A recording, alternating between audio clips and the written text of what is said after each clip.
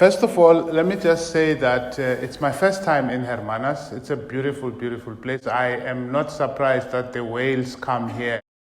I'm going to speak to you about the Ramaphosa presidency. His win in Nasrec in 2017 was a very precarious one. And that precarious win means that he is a president who had to tread carefully, almost from the word go. Not only was his win precarious, but the ANC itself has continued to be factional since December 2017. Perhaps in a manner that we have not seen in a long time. In fact, there is a little bit of Pixley Kaseme in Ramaphosa because Pixley Kaseme went into the wilderness, left politics after founding the ANC, and then came back to become the president of the ANC. And so Ramaphosa came in this very faction-ridden organization. For 15 months, he was roughly a lame duck president, insofar as he had no mandate, no electoral mandate, except that Zuma was removed. He has been called a Buffalo Soldier. And maybe there's something to be said for Buffalo Soldier, because Bob Marley's song, Buffalo Soldier, has a line that says, fighting on arrival, fighting for survival.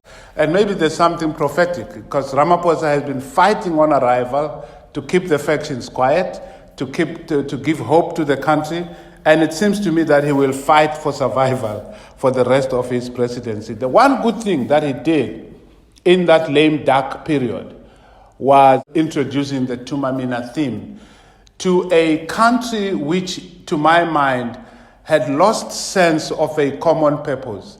Until that time, we were almost sliding back to a situation where every leader spoke to his people. And then, of course, he still had to prove himself via the elections, which were one of the most difficult elections for the ANC. In the run-up to the elections, I wrote a short piece for News 24, which I titled The Manifestos Behind the Manifestos. And I think this was very indicative of the kind of elections we had, because these were elections where the manifesto that every party told you about was not all there was to see. Because we had so many alternative manifestos. We had the Zondo Commission, we had the PIC Commission, Busasa, we had the VBS Bank, so many other information that we could use as alternative narratives, even for the DA. You had the Delil saga on the side. So the manifestos that were being given to us were one thing, but we had access to so much more information. And Cyril Ramaphosa had to navigate through all of that. And one of the things that he did, which was unusual, was to apologize. Politicians seldom apologize during election time, as it were. To tell your electorate that I'm sorry I did wrong, please elect me, is unheard of. But he did that to deal with the manifestos behind the manifestos. Think about it. There are 35 million voters in this country out of the 57 million South Africans. 35 million can vote, but only 17 million voted. What does that mean? It means that nearly 20 million South Africans did not vote. So if you want, you could have had an alternative election bigger than the one we had, which could produce totally different results. That's how significant the number is. Now, many people say, no, don't make a big thing about that. Turnout is a big problem in the world. You are lucky to have 60%, 50-something percent turnout. You must be thankful. Go to the US, I hear all of that. But my point is, South Africans are some of the most political people, in the sense that there is not a single day in this country when there is not a protest of one sort or the other. If there is nothing to protest about, we will create it. If I was a political leader, I would forget about the 17 million because that 17 million is likely to vote again in the same way that they voted generally. The pattern is going to be the same. I would go after the 20 million. Some of them have given up on politics. Some of them are heartful. Some of them have simply become apathetic, but they are there. And no one is, it seems to me, is tapping on them. Even Cyril Ramaphosa was not able to activate them. So it's by no means a triumphal victory for the ANC. It is by no means a triumphal victory for Cyril Ramaphosa. So what are the givens that Ramaphosa has had to deal with? The things that come with the package, as it were. Firstly, he comes into the presidency of this country proper. You've got Vladimir Putin, you've got Trump, you've got Rodrigo Duterte in the Philippines, one of the most foul-mouthed people ever to run a country. And you've got the fellow in Turkey, Erdogan. It is that kind of world where you have got all these strong men as leaders. He comes into politics with Marikana behind him. Some say that he has survived Marikana. We will have to wait and see about that because some people thought Jacob Zuma had survived the arms deal. And 10 years later, 15 years later, it is coming back. You may have watched the film The Last King of Scotland. I think it's really not about Scotland, and it's not about a king of Scotland. It's about Idi Amin and Uganda. And my sense is that Jacob Zuma was the last really powerful president of the ANC. The ANC will no longer allow anyone to have that much power because they will not allow anyone to wake up in the middle of the night and change cabinet or to give that much latitude to an individual. Thanks to Jacob Zuma, Cyril Ramaphosa will no longer be able to do what Jacob Zuma was able to do. So he will have to negotiate every inch of the way. And that is a given that I don't think he can do much about. And we saw it playing out now with the announcement of the cabinet. He also inherits an NEC and a top six that is very Zuma heavy. David Mabuza, his deputy, is also called the cat. Now, if David Mabuza is the cat, what is Ramaphosa?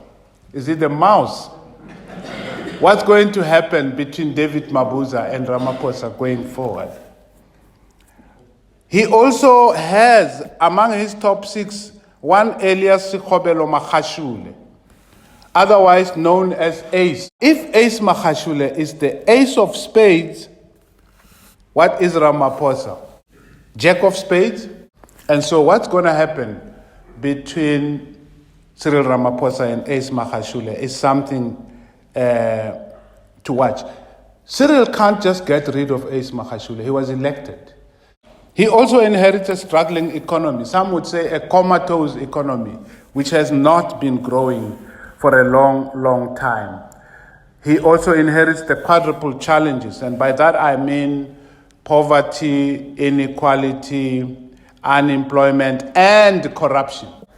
He inherits nearly 4 million young South Africans who are not at school, who are not acquiring any skill anywhere, who are not employed.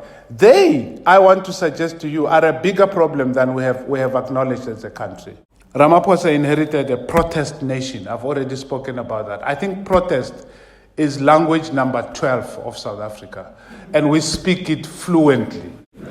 He also inherited, finally, a society which I will call a low-trust society, low in trust but high in hope. South Africans don't trust politicians. They don't trust business leaders. They don't trust the media.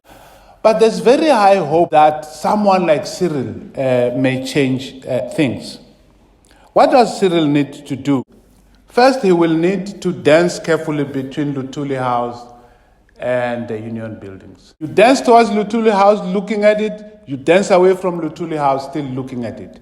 That's the dance that he must perform delicately and without missing a step. Because if he misses a step, what happened to Thabo Mbeki will happen to him. He will be recalled. If he misses a step, what happened to Jacob Zuma will happen to him. It is that dense that determines how successful an ANC president is. Now, his biographers say that Cyril Ramaphosa had been in exile when he was in business, that is not really where his heart lay, that his first love was always politics, that what he really wanted to do was politics until Thabo Mbeki outmaneuvered him from being deputy president in 1994. And then he went off in a half and did what is only second to him, which is a business. Has he really come back fully into politics? Is he as hungry to succeed as president as Jacob Zuma was to be president? Will he be able to revive the economy? Because he needs to do that. All of these wonderful things his biographers say about him and how strong he is, how he started NUM, will come to naught unless he can revive the economy. As Bill Clinton taught us, it's the economy, stupid.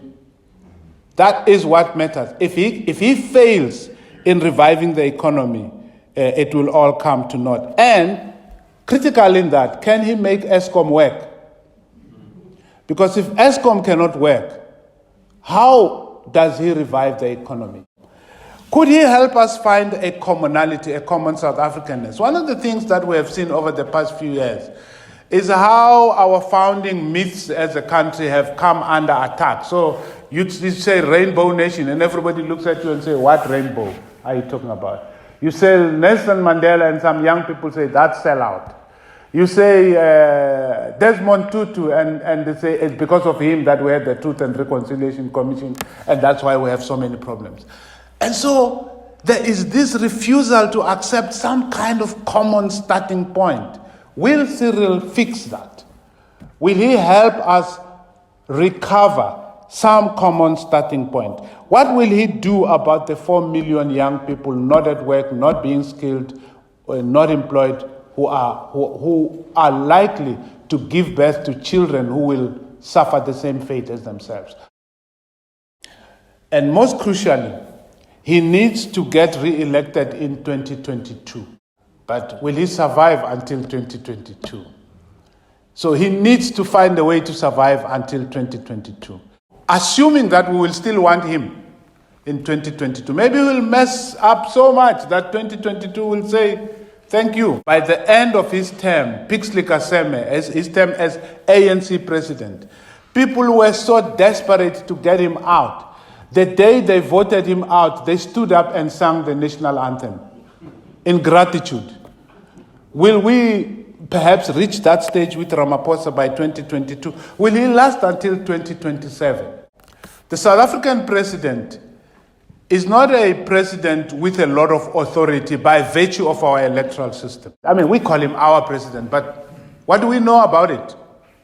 We couldn't have not made him a president even if we didn't want him. So, the power of the president lies in that particular person's ability to persuade his colleagues in his party, to persuade his colleagues in parliament, and to persuade us as citizens. It's not authoritative power that says, I am the president, you have elected me, therefore I'm going to say and do.